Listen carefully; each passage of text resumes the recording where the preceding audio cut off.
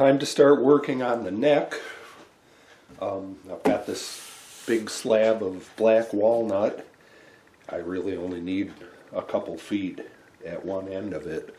And I've marked where I'm going to join. It's 6/4 thickness, so like 1.5 inches. I'm going to cut out 2 pieces and glue them together, book match them and glue them together. You can see on this side there's a fair amount of sapwood. That's the lighter colored stuff, and then some heartwood in the middle. And if I flip it over, it's nothing but heartwood, just the dark stuff. So I'm going to book match this in such a way that the sapwood, if it shows up at all, it'll be just at the edges of the peghead, but symmetrically oriented. Should look pretty interesting. Let me see if I can get an end grain shot of this. Okay, so there's the end grain. You can see the grain lines running, oh, I don't know, I guess at about a 30, maybe 40 degree angle. But again, once it's book matched right down the center, the grain lines will be distributed evenly in each direction. So I think it'll look interesting, and it'll certainly be strong enough. And there's going to be a piece of maple, a thin strip of maple between the 2 halves of walnut.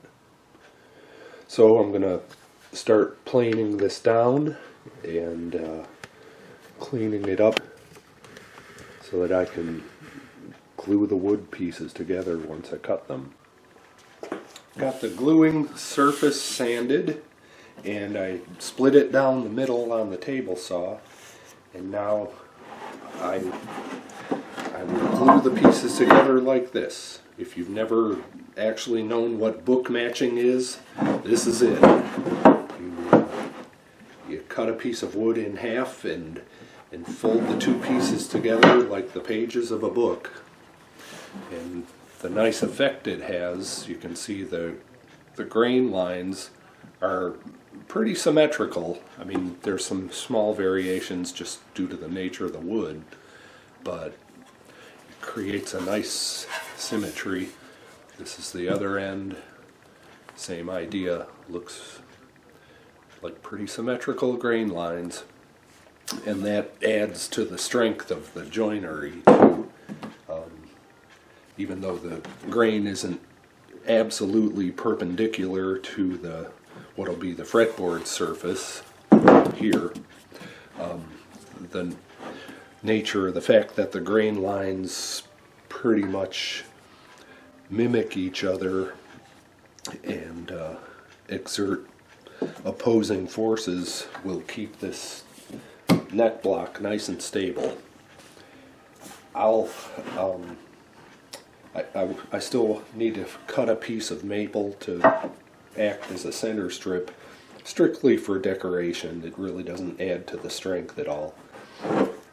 But I'll do that, and then just roughly cut these out to shape on the bandsaw before I glue everything together. Alright, I've got the 2 pieces of walnut and a piece of maple, and I've drilled a hole in this one end where it'll just be waste wood, and I will stick a dowel in there, and that way when I glue these together they won't be able to skate around, because normally that's what happens from the surface tension of the glue.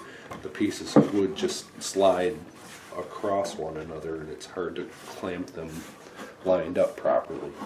But I'll get this glued up now, and then I can start actually shaping the neck. Here are the pieces glued together. Now the first thing I'm going to do for shaping the neck is to plane the surface where the fretboard will get glued. And after that, I'll cut the rough profile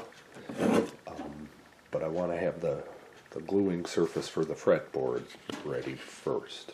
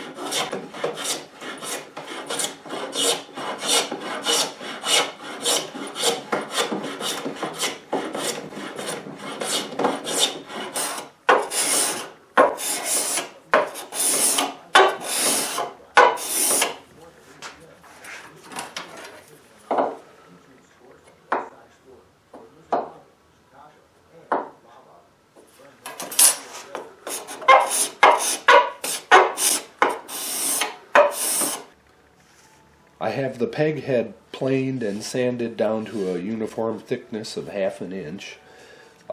Once I put the veneer across the face, it'll be 9/16 of an inch, which is where I like it. Anything thicker than that, and the tuner posts don't sit up very high, so you can't get a lot of string windings if you want to have them. So I usually shoot for 9/16.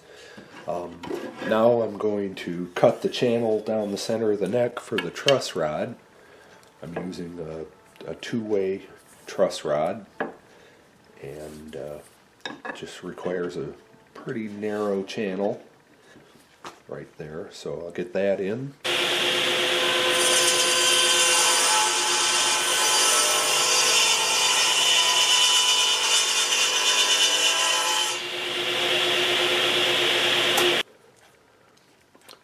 So there's the channel cut, and the truss rod sits right in there, just below the fretboard surface.